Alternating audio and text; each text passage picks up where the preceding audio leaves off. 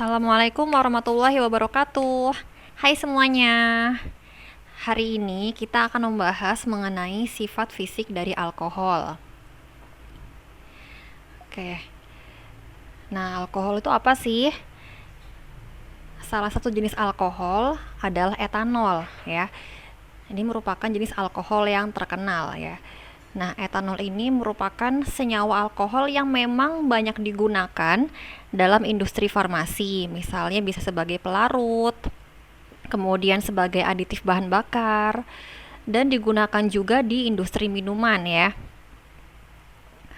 Oke, nah ini misalnya sebagai wine atau minuman keras ya. Jadi di wine atau minuman keras ini jenis alkoholnya adalah jenis etanol. Kemudian kalau untuk di industri farmasi misalnya sebagai hand sanitizer ya. Nah, di dalamnya terkandung etanol dan juga beberapa bahan-bahan lainnya gitu.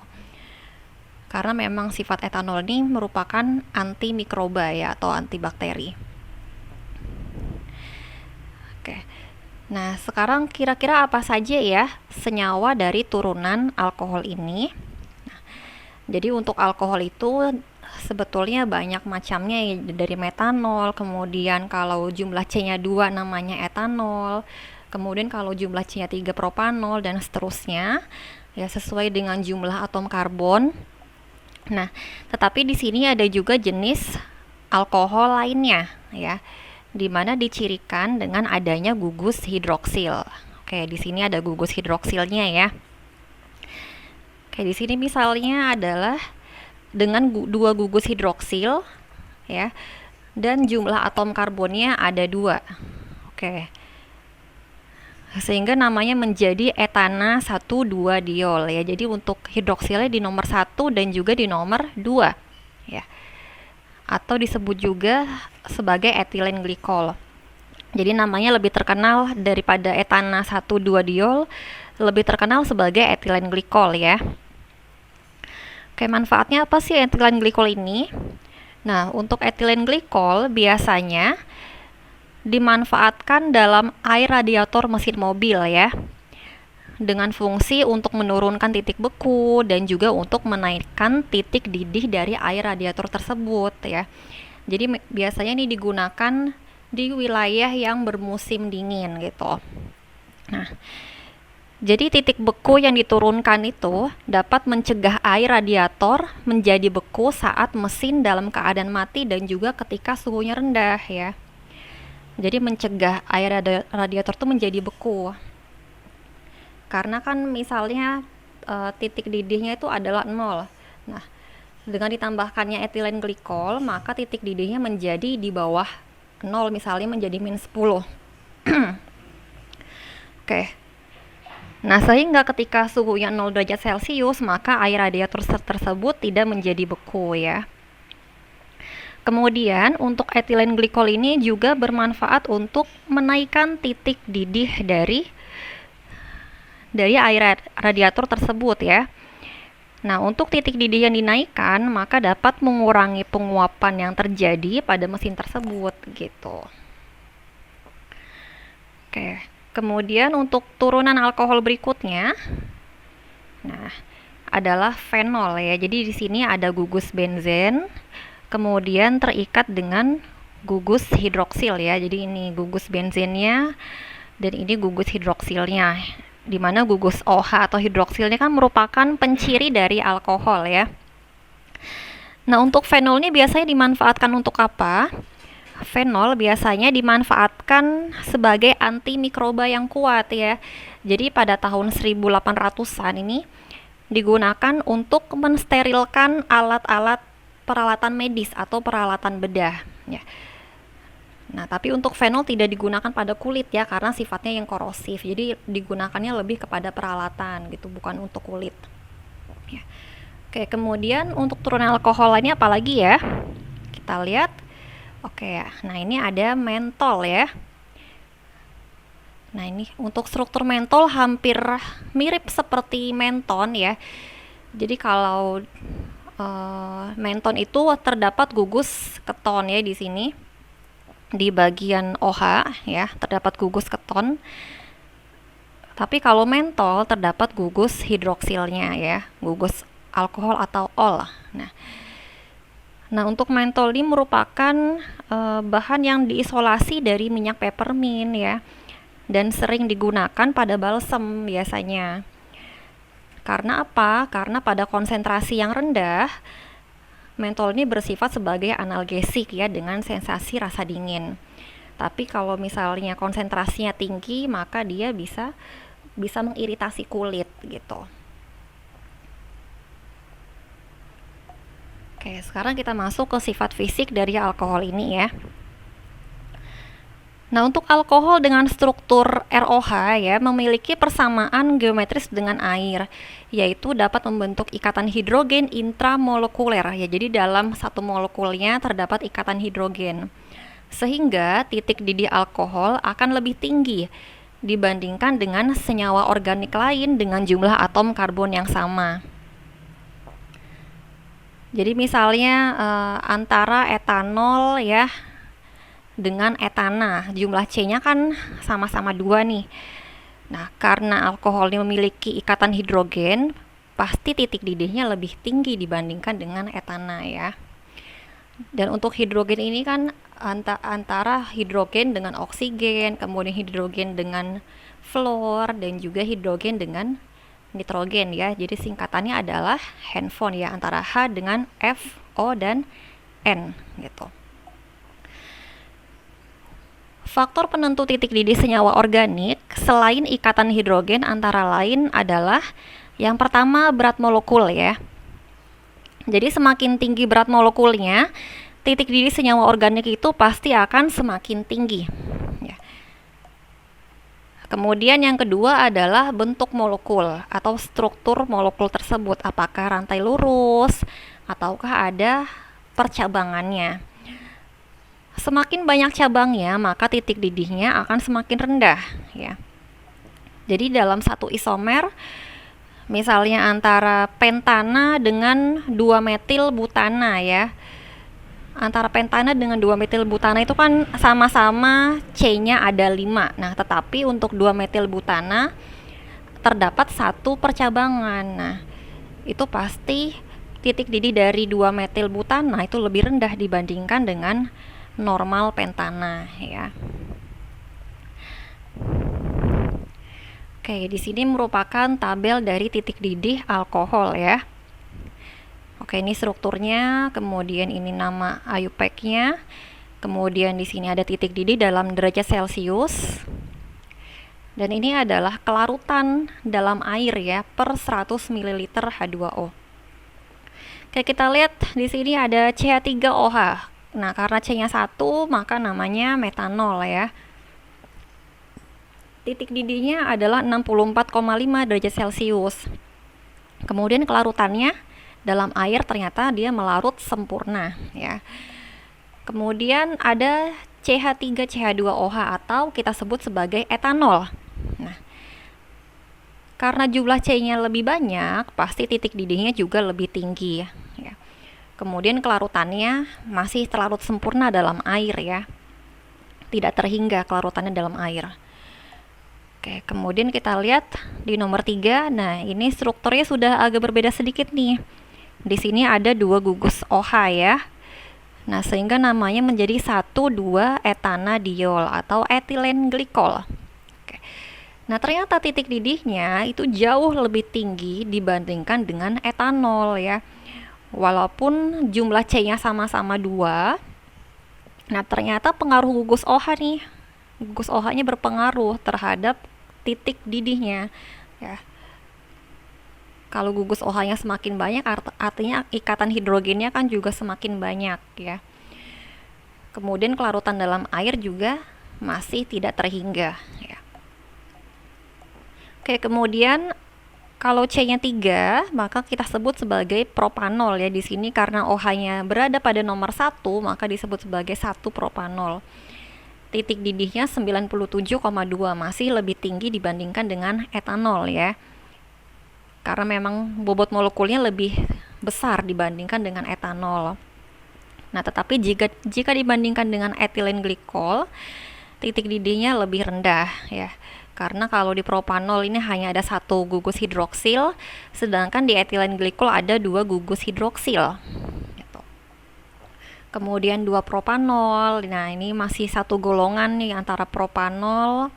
Kalau yang di atas nomor 1, yang ini OH-nya berada di nomor 2 ya, C nomor 2. Oke, ternyata titik didihnya lebih rendah ya. Kemudian kelarutan dalam airnya masih tidak terhingga. Oke, sekarang kalau misalnya jumlah C-nya ada 4 nih. Dan OH-nya berada di posisi C nomor 1 ya. Ternyata titik didihnya 117 derajat Celcius, lebih tinggi dibandingkan propanol. Nah, kemudian ini kita lihat, wah ini sudah berbeda ya antara kelarutan 2 propanol dengan kelarutan 1 butanol. Ya. Untuk 1 butanol dia kelarutannya 8,3 gram per 100 mili H2O ya. Jadi sudah mulai sukar larut ya. Sudah mulai masuk ke arah semipolar ya. Nah, kalau kelarutannya tidak terhingga ini kan kita sebut sebagai senyawa polar ya. Namun kalau kelarutannya sudah mulai sedikit ya dalam air, jadi range-nya masuk ke semipolar sampai range ke nonpolar ya. Oke, kemudian pentanol. Nah, ini juga sama ya, kelarutannya malah justru masih lebih rendah lagi ya. Kelarutannya lebih rendah dibandingkan dengan butanol ya. Kemudian apalagi untuk heksanol. Nah, kelarutan dalam air 0,59 gram per H2O ya. Jadi hanya 0,59 gram per 100 mili H2O. Jadi ternyata semakin banyak jumlah rantai karbonnya ya, titik didihnya semakin tinggi, kemudian kelarutan dalam air itu justru semakin rendah ya. Nah, ini karena apa? Karena untuk OH itu merupakan gugus polar ya. Jadi senyawa polar itu kan senyawa yang dapat larut dalam air ya. Dan ingat sifatnya adalah yang polar akan melarutkan senyawa yang polar juga gitu. Sedangkan untuk senyawa nonpolar akan melarutkan senyawa yang juga nonpolar ya. Jadi like akan dissolve yang like gitu, like dissolve like. Oke. Untuk senyawa yang polar biasanya dicirikan dengan adanya gugus hidroksil, yaitu biasanya ya. Kemudian untuk yang nonpolar, nah ini untuk yang nonpolar nih di rantai karbonnya. Semakin panjang jumlah rantai karbonnya, biasanya dia akan semakin bersifat nonpolar ya ini. Nah, ini untuk rantai yang nonpolar ya. Nah, sedangkan untuk hidroksil ini merupakan gugus polarnya ya. Oke, kita bandingkan saja dengan misalnya CH3OH. Nah, CH3OH kan gugus nonpolarnya hanya ada 1 C ya. Jadi masih hampir seimbang dengan gugus OH. Nah, ternyata dia masih kuat nih sampai ke 2 propanol, sampai ke jumlah C-nya 3 ya. Dia masih bersifat sebagai senyawa yang polar di 2 propanol ini. Tetapi ketika sampai di butanol, nah, ketika sampai di butanol, nih gugus nonpolarnya sudah lebih banyak, maka masuknya adalah sebagai senyawa yang semipolar ya. Nah, ini karena masih ada kelarutannya, maka kita sebut sebagai senyawa yang semipolar juga ya. Kalau nonpolar dia sama sekali tidak dapat larut dalam air. Oke. Nah, sekarang bagaimana titik didih alkohol dengan senyawa organik lainnya? Ya. Oke, kita bandingkan ya. Yang pertama ini ada 1 butanol, jumlah C-nya 4. Kemudian yang kedua ada pentana, jumlah C-nya 5. Kemudian berat molekulnya kita lihat di sini ya, berat molekulnya berkisar range 70-an ya. Baik 1 butanol, normal pentana, dietil ether, propil klorida dan bahkan butanal ya. Oke. Yang mempengaruhi titik didih salah satunya adalah berat molekul ya, dimana semakin tinggi berat molekulnya maka titik didihnya juga akan semakin tinggi ya, di luar dari ikatan hidrogen tersebut. Kita lihat di sini, ternyata berat molekulnya hampir sama. Nah, tetapi titik didihnya ternyata jauh berbeda ya. Misalnya antara 1 butanol dengan normal pentana. 1 butanol 117 derajat Celcius, sedangkan normal pentana 36 derajat Celcius. Oke, ternyata ini sangat berbeda jauh sekali ya. Kira-kira kenapa titik didih alkohol itu lebih tinggi dibandingkan dengan senyawa organik lainnya, walaupun bobot molekulnya hampir sama ya. Iya, jawabannya adalah karena alkohol memiliki ikatan hidrogen ya. Jadi untuk senyawa yang memiliki ikatan hidrogen ini, titik didihnya akan jauh lebih tinggi dibandingkan dengan senyawa satu golongannya ya. Misalnya di golongan 6A ya, golongan 6A itu kan ada apa aja? Golongan 6A ada oksigen ya, kemudian ada sulfur ya. Misalnya antara O dengan S nih. Ada juga Te ya. Nah, golongan 6. Ingat, untuk ikatan hidrogen itu adalah antara hidrogen dengan 3 jenis senyawa ya. Antara H dengan F, H dengan O, dan juga H dengan N. Nah, oke. Jadi misalnya antara H2O dengan H2S ya. Semakin ke bawah BM-nya kan semakin tinggi nih. Semakin ke bawah bobot molekulnya semakin tinggi. Nah, jadi normalnya bobot molekul H2S lebih tinggi dong daripada H2O. Kalau misalnya kita lihat dari bobot molekul saja. Nah, ternyata tidak. Justru kenyataannya titik didih H2O itu lebih tinggi dibandingkan dengan H2S ya. Walaupun bobot molekulnya H2O lebih rendah dibandingkan dengan H2S. Karena apa? Karena tadi terdapat ikatan hidrogen ya. Handphone gitu. Contoh lainnya ada di golongan 7A ya. Golongan 7A itu ada FCl BRI dengan AT ya. Misalnya di golongan 7A itu antara si HF ya, HF dengan HCl. Oke ya, HF dengan HCl. Bobot molekulnya kan besaran HCl ya, tapi ternyata titik didihnya masih besaran HF karena HF ini memiliki ikatan hidrogen ya. Sedangkan untuk HCl tidak memiliki ikatan hidrogen gitu. Dan seterusnya misalnya dengan N ya. Misalnya di NH4OH ya, dan juga satu golongan lainnya di golongan 5A untuk nitrogen ini. Oke. Nah, sekarang kita masuk ke keasaman dan juga kebasaan alkohol ya. Nah, untuk alkohol ini memiliki sifat asam dan sifat basa seperti halnya dengan air ya. Jadi air itu bisa bersifat asam, bisa juga sebagai basa ya. Tergantung dia direaksikan dengan siapa ya. Oke. Ini contoh alkoholnya, ini namanya, dan ini ada pKa ya. Nah, untuk pKa berarti hubungannya dengan Ka ya. Kalau pH berhubungan dengan H+, pKa ini berhubungan dengan Ka. Nah, ketika Ka-nya kecil, berarti dia semakin asam lemah ya. Kalau Ka kecil, pKa-nya besar ya, kebalikannya aja.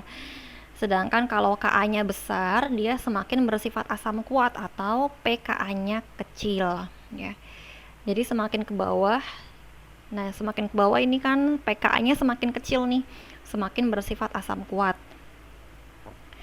Oke, di sini kita bandingkan, ini ada T-butil alkohol ya, tersier butil alkohol. pKa-nya 18 ya. Jumlah C-nya ada 4 ya. Kemudian ada percabangan. Kemudian ada isopropil alkohol. Nah, ini jumlah C-nya ada 3. Jenisnya isopropil. Ternyata pKa-nya lebih kecil dibandingkan dengan T-butil alkohol. Ya. Ini untuk jenis alkohol yang bercabang ya. Kemudian etanol. Nah, etanol ini kan rantainya masih lurus nih. pKa-nya ternyata lebih kecil ya. Semakin ke bawah semakin bersifat sebagai asam kuat ya. Kemudian ini ada air ya, H2O. Di mana pKa-nya 15,7. Nah, kemudian bagaimana dengan alkohol yang terikat dengan klor ya. Nah, ternyata ketika alkohol ini terikat dengan klor maupun jenis senyawa asam lainnya ya, bisa F, kemudian Br, I ya, maupun jenis senyawa asam kuat lainnya, maka akan menurunkan nilai pKa ya, atau akan bersifat semakin asam kuat gitu. Jadi kalau Cl-nya semakin banyak, kalau ini kan Cl-nya hanya ada satu saja. Ketika Cl-nya semakin banyak, maka dia akan menurun pKa-nya atau semakin bersifat sebagai asam kuat ya. Kayak contohnya di sini, nah ini ada 3Cl ya, ini Cl3. Cl3 C2H5OH ya, atau 222 trikloroetanol ya. Ternyata pKa-nya semakin rendah lagi atau semakin bersifat sebagai asam kuat. Oke. Kemudian ada juga fenol. Nah, untuk fenol ini gugus hidroksil yang terikat dengan benzen ya, atau untuk rumus molekulnya C6H5OH. Ternyata pKa-nya dia lebih rendah dibandingkan jenis etanol ya. Nah, tapi untuk sampai ke sini masih bersifat sebagai asam lemah ya. Yang asam kuat itu di sini adalah HCl ya, dimana nilai pKa-nya sangat kecil ya, nilainya -7 gitu. Jadi untuk alkohol ya, selama dia tidak terikat dengan Cl ya, selama tidak terikat dengan Cl, sifatnya bisa sebagai asam lemah maupun bisa sebagai basa lemah ya. Baik, sekarang bagaimana sih pengklasifikasian dari alkohol itu sendiri ya? Nah, untuk klasifikasi alkohol secara garis besarnya dapat kita bagi menjadi 3 ya. Yang pertama adalah jenis alkohol primer ya. Alkohol primer itu yang seperti apa ya? Ya, ketika struktur gugus OH-nya terikat pada karbon yang berikatan dengan satu karbon lainnya. Ingat, gugus OH terikat pada karbon. Nih kita lihat nih. Ini OH terikat pada karbon, di mana karbon yang ini hanya berikatan dengan satu karbon lainnya. Nah, ini kan karbon yang diberi tanda bintang, pada hakikatnya hanya berikatan dengan satu karbon saja ya, yang dilingkari. Tidak berikatan dengan C yang atas ya, tidak berikatan dengan C yang paling kiri gitu. Jadi untuk struktur ini merupakan jenis alkohol primer. Jadi yang kita lihat hanya karbon yang terikat langsung dengan karbon yang terikat dengan OH tersebut ya. Gitu. Kemudian klasifikasi yang kedua adalah alkohol sekunder ya. Nah, untuk alkohol sekunder ini terjadi ketika gugus OH terikat pada karbon yang berikatan dengan dua karbon lainnya. Kayak kita lihat OH-nya di mana? Oh, OH-nya di sini. Kemudian berarti C-nya di mana? Oh, C-nya di sini. Berarti yang kita jadikan patokan yang ini ya, jangan kemana-mana. Kayak kita lihat, oh ternyata C yang diberi tanda bintang terikat pada dua karbon ya, yang terikat langsung. Nah, ternyata ada dua karbon, sehingga namanya adalah alkohol sekunder. Oke, kemudian alkohol tersier ya, yang ketiga. Nah, untuk alkohol tersier ini, ketika gugus OH atau hidroksil terikat pada karbon yang berikatan dengan 3 karbon lainnya. Oke. Gugus hidroksil di sini. Berarti yang dijadikan patokan adalah C sebelah sini ya. Nah, kita beri tanda bintang saja nih. Kemudian ternyata C yang bertanda bintang ini berikatan dengan 3 karbon lainnya ya, 1, 2, dan 3. sehingga kita klasifikasikan sebagai alkohol tersier. Gitu. Bisa ya? Oke, pasti bisa. Oke, sekian penjelasan kali ini mengenai sifat fisik alkohol. Sampai jumpa di pertemuan berikutnya. Terima kasih. Wassalamualaikum warahmatullahi wabarakatuh.